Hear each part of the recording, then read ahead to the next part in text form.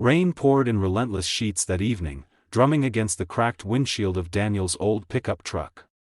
The road ahead shimmered under the dim glow of the streetlights, twisting through the lonely mountain pass. He was heading home from his late shift at the auto shop, his eyes heavy, mind cluttered with unpaid bills and the sound of his little girl's laughter echoing in his head. But then, through the blur of rain and fog, he saw her, a figure slumped beside a fallen motorcycle, hazard lights flickering weakly like a heartbeat about to give up. He slammed the brakes. Tires screeched. His heart raced. For a moment, he thought he was too late.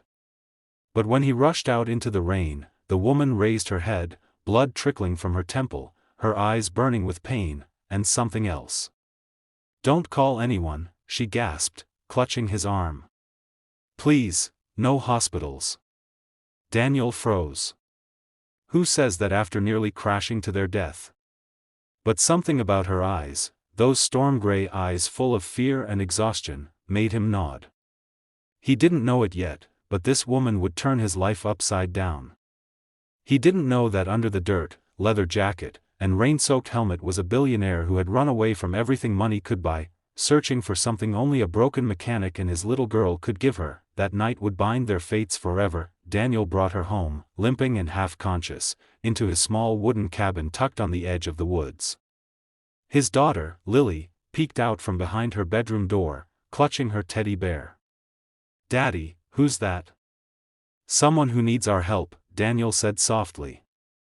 He laid the woman on the couch, wrapped her in an old blanket, and cleaned her wound with trembling hands. She didn't speak much, only gave her name, Ray. Over the next few days, Ray stayed in their home, resting and recovering. Daniel noticed things: her hands too soft for a biker, her voice refined, her eyes darting to her phone only to switch it off with frustration. She cooked breakfast to repay their kindness, though she didn't seem to know how to fry an egg without burning it. Still, Lily adored her instantly. The house, once filled with silence, now echoed with laughter again. Daniel had lost his wife 3 years ago in a car crash. Since then, it had just been him and Lily against the world. Every night, he fixed old cars while dreaming of a better life he couldn't seem to reach. Ray noticed the quiet sadness in his eyes, the kind of pain money couldn't fix. She felt drawn to it, to him, in a way she couldn't explain. What he didn't know was that Ray Beaumont wasn't just any runaway biker. She was the only daughter of the Beaumont Group, the largest tech empire in the country. Heiress to billions. But in the world she'd left behind, love was a contract, trust was a lie, and everyone wanted something from her. So, she rode away, no security, no staff, no status, just to feel human again. And with Daniel, she did. One evening, after dinner, she sat outside on the porch while he repaired her bike. The sun dipped below the horizon, painting the sky in gold and violet. "You know," she said softly, "you could have left me there on that road. Most people would have." Daniel glanced up, hands greasy, eyes tired but kind.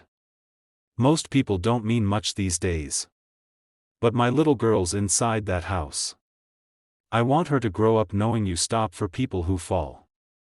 The words hit Ray like a hammer wrapped in kindness. She looked at him, this man who had almost nothing, yet still gave without hesitation.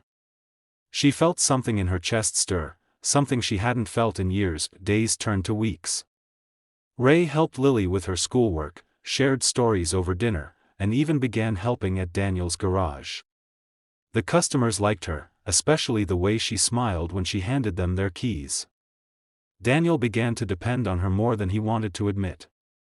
He'd watch her laugh with Lily, her hair catching sunlight, and feel a warmth he thought he'd buried forever. But secrets don't stay hidden forever. One afternoon, a sleek black car pulled up outside the shop. 2 men in suits stepped out, their expressions sharp and urgent. "Miss Beaumont," one said firmly. "We've been looking everywhere for you. Your father is worried sick." Daniel froze. The wrench in his hand dropped to the floor. Ray's face went pale. In that single moment, the illusion shattered, the biker, the laughter, the simple life. "Beaumont?" Daniel repeated slowly, disbelief cutting through his voice. As in, the Beaumont? Ray opened her mouth but couldn't speak. Lily looked between them, confused.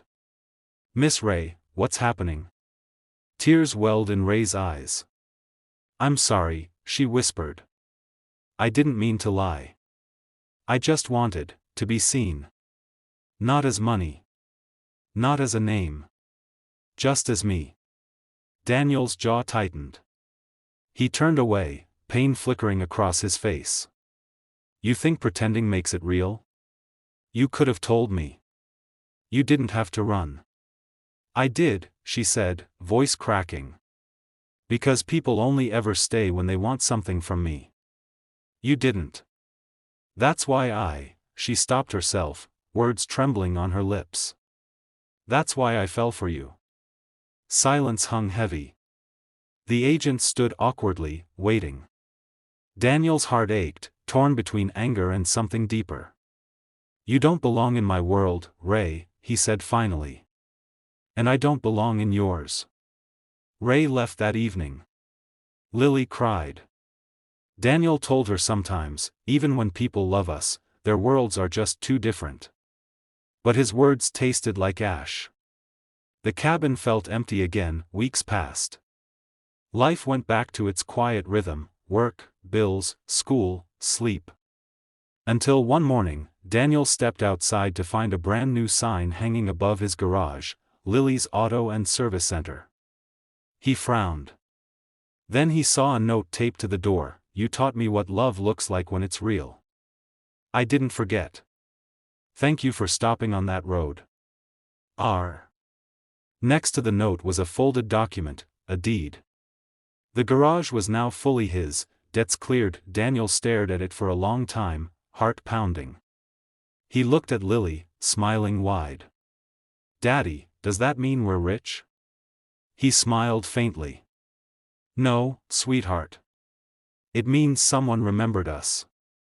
Months later, as the first snow fell, Daniel was locking up the garage when he heard the familiar rumble of a motorcycle. He turned, and there she was, helmet off, hair tousled, eyes sparkling through the cold. I came back, Ray said softly. This time, not to hide. But to stay. He looked at her for a long moment, then smiled, small, real, and full of all the words neither of them needed to say, and just like that, two broken souls found what they'd both been searching for: not wealth, not escape, but love that stayed, even when the rain stopped falling.